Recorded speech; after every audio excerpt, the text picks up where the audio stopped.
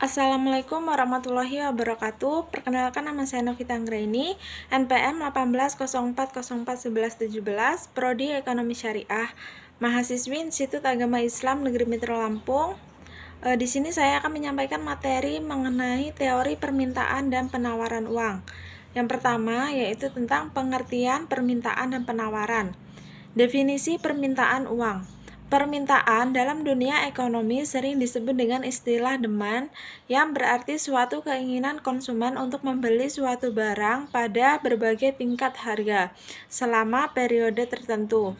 Atau dapat disimpulkan bahwa permintaan itu adalah banyaknya jumlah barang yang ada dalam suatu pasar tertentu dengan tingkatan harga, tingkatan pendapatan, serta dalam periode tertentu.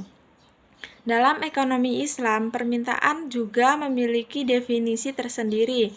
Menurut Ibnu Taimiyah, pengertian permintaan adalah hasrat terhadap sesuatu atau jumlah barang yang diminta. Secara garis besar, permintaan dalam pengertian ekonomi Islam sama dengan pengertian yang ada pada ekonomi konvensional. Hanya saja ada prinsip-prinsip tertentu yang harus diperhatikan oleh individu, khususnya individu muslim dalam keinginannya pada kegiatan ekonomi.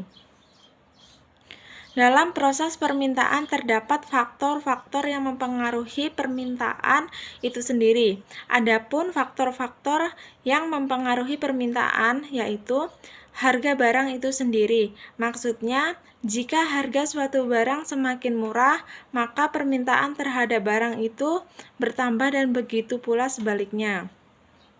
Selanjutnya, harga barang lain yang terikat. Maksudnya, keterkaitan dua macam barang dapat bersifat substitusi atau pengganti dan bersifat komplementer atau tambahan. Misalnya, barang substitusi dari daging sapi adalah daging ayam, ikan, atau tempe. Tingkatan pendapatan per kapita. Maksudnya, tingkatan pendapatan per kapita di sini dicerminkan dengan daya beli. Makin tinggi tingkat pendapatan daya beli, maka kuat sehingga permintaan terhadap suatu barang juga akan meningkat.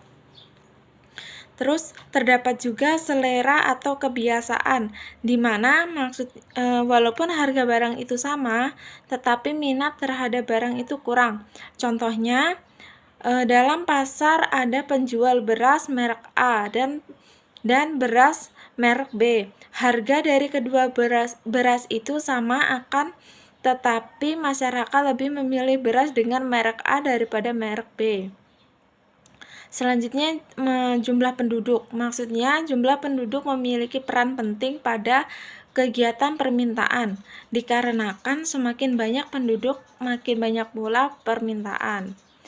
Terus, perkiraan harga di masa mendatang. Maksudnya, apabila kita memperkirakan harga suatu barang itu akan naik, maka lebih baik membeli barang itu sekarang, sehingga mendorong orang untuk membeli lebih banyak barang lagi guna menghemat di masa yang akan datang. Selanjutnya, distribusi pendapatan. Maksudnya, pendapatan buruk berarti daya beli akan melemah, sehingga permintaan terhadap barang juga akan menurun. Kemudian, usaha-usaha produsen meningkatkan penjualan. Maksudnya, usaha-usaha yang dilakukan agar permintaan pada suatu barang itu meningkat dengan cara mempromosi atau pengiklanan. Kemudian, permintaan sendiri memiliki macam-macam bentuk dalam kegiatan ekonomi dan dapat dibedakan menjadi beberapa kelompok. Antara lain, permintaan berdasarkan daya beli dan jumlah subjek pendukung. Yang pertama yaitu ada permintaan menurut daya beli. Menurut daya beli, permintaan dibagi menjadi 3 macam. Yang pertama, permintaan efektif adalah permintaan masyarakat terhadap suatu barang atau jasa yang disertai dengan daya beli atau kemampuan untuk membayar. Contohnya, orang membutuhkan pulsa untuk handphonenya dan orang itu mampu membeli pulsa yang akan dibutuhkan. Yang kedua, permintaan potensial adalah permintaan masyarakat terhadap suatu barang dan jasa yang sebenarnya memiliki kemampuan untuk membeli, akan tetapi belum melakukan pembelian barang atau jasa tersebut. Contohnya, Pak Kadir sebenarnya mempunyai uang yang cukup untuk membeli mobil, akan tetapi Pak Kadir tidak mempunyai keinginan untuk membeli mobil tersebut. Yang ketiga, permintaan absolut, yaitu adalah permintaan konsumen terhadap suatu barang atau jasa yang tidak disertai dengan daya beli. Maksudnya, konsumen tidak mempunyai kemampuan uang untuk membeli barang yang diinginkan. Contohnya, Mas Boy ingin membeli motor Kawasaki Ninja, akan tetapi uang yang dimiliki Mas Boy kurang atau tidak cukup untuk membeli motor tersebut. Oleh karena itu, keinginan Mas Boy untuk membeli motor Kawasaki Ninja tidak bisa terpenuhi. Yang kedua yaitu permintaan menurut jumlah subjek pendukung, yaitu berdasarkan jumlah subjek pendukung permintaan itu sendiri terdiri atas permintaan individu dan permintaan kolektif.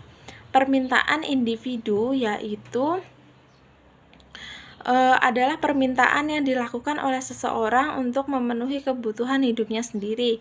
Sedangkan permintaan kolektif atau permintaan pasar adalah kumpulan dari permintaan individu atau perorangan tadi atau permintaan secara keseluruhan para konsumen pasar.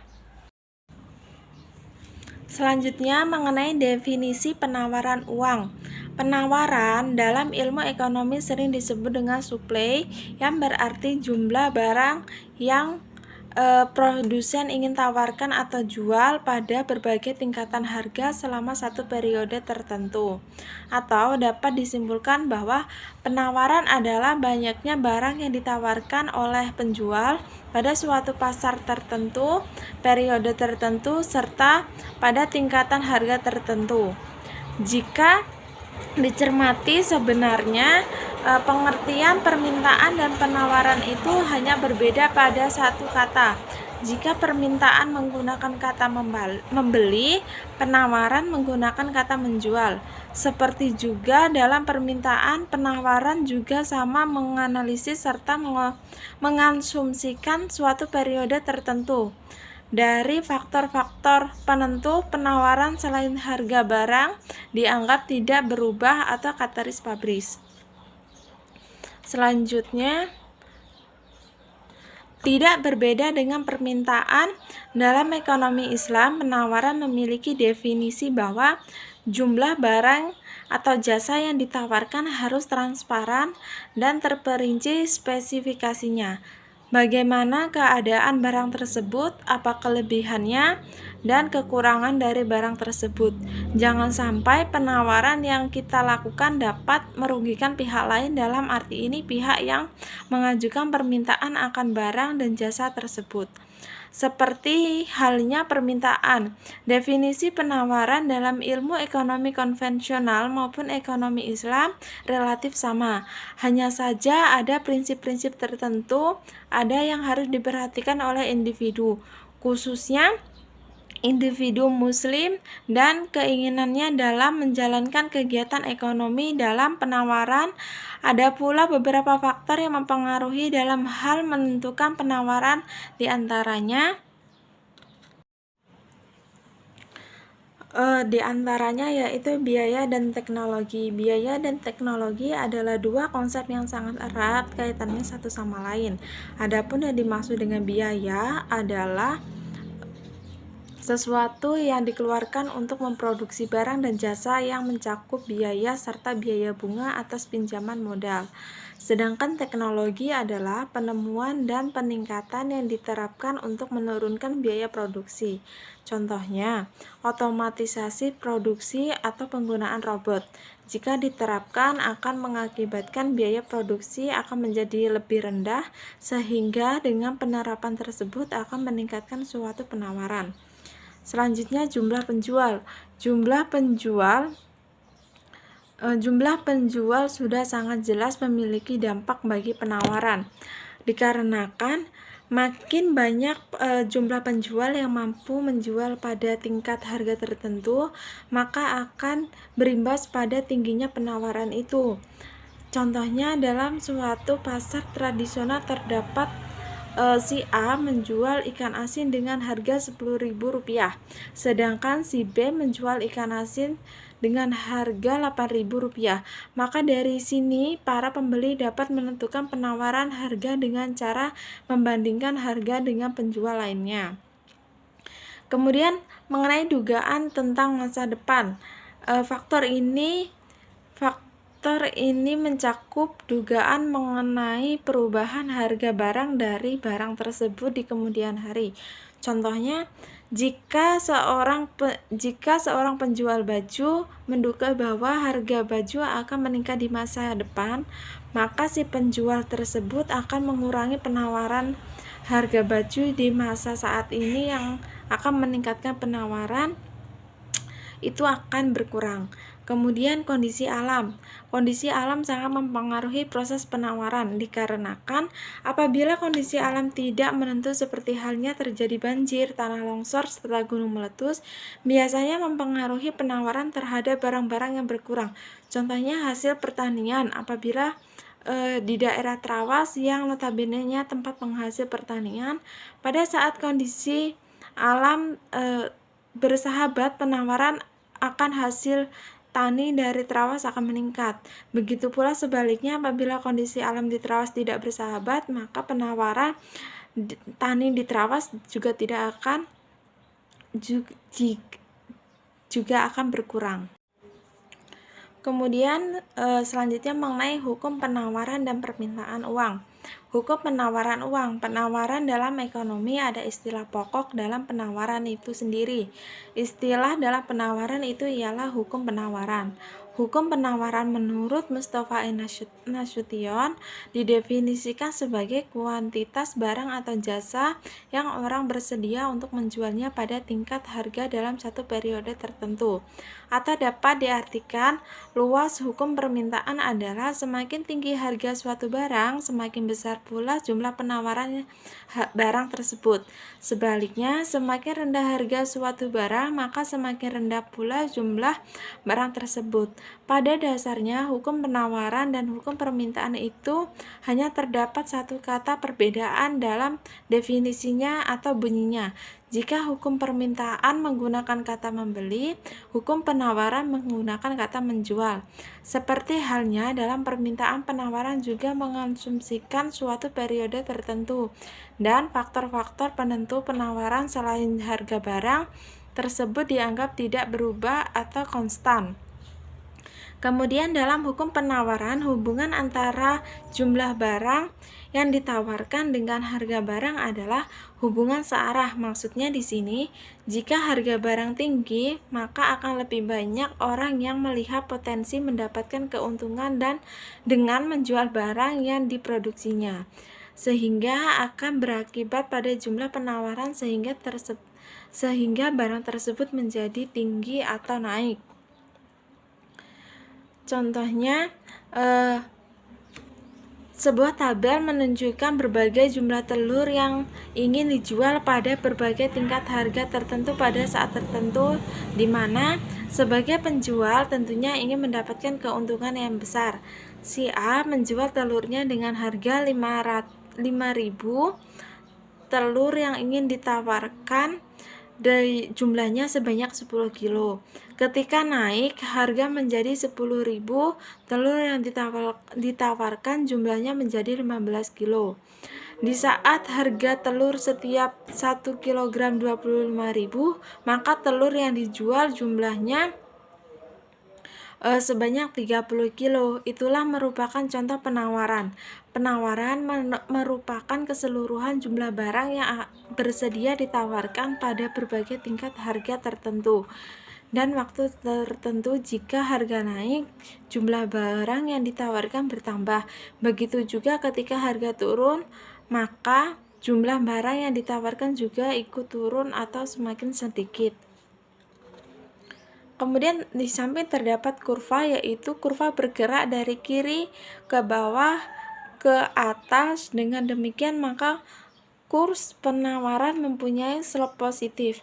Artinya, jumlah barang yang ditawarkan sebanding lurus dengan harga satu barang. Semakin tinggi harga, semakin banyak jumlah barang yang ditawarkan. Selanjutnya mengenai hukum permintaan uang. Para ahli ekonomi berupaya untuk menganalisis sistem harga. Dalam hal ini membutuhkan pendekatan terhadap masalah yang tepat dalam unsur pembentukan harga. Para ahli ekonomi membatasi unsur-unsur yang dapat mempengaruhi mekanisme dalam memproduksi harga dengan menggunakan dua faktor saja, yaitu permintaan dan penawaran. Permintaan itu sendiri memiliki hukum dan ilmu ekonomi. Banyak penjabaran atau pengertian hukum permintaan menurut Mustafa N. Nasution dalam bukunya berbunyi kualitas barang atau jasa yang orang bersedia untuk membelinya pada berbagai tingkat harga dan satu periode tertentu, atau dapat disimpulkan dari bunyi hukum permintaan di atas, yaitu suatu barang apabila harga semakin rendah maka permintaan terhadap barang tersebut akan meningkat. Sebaliknya, apabila harga suatu barang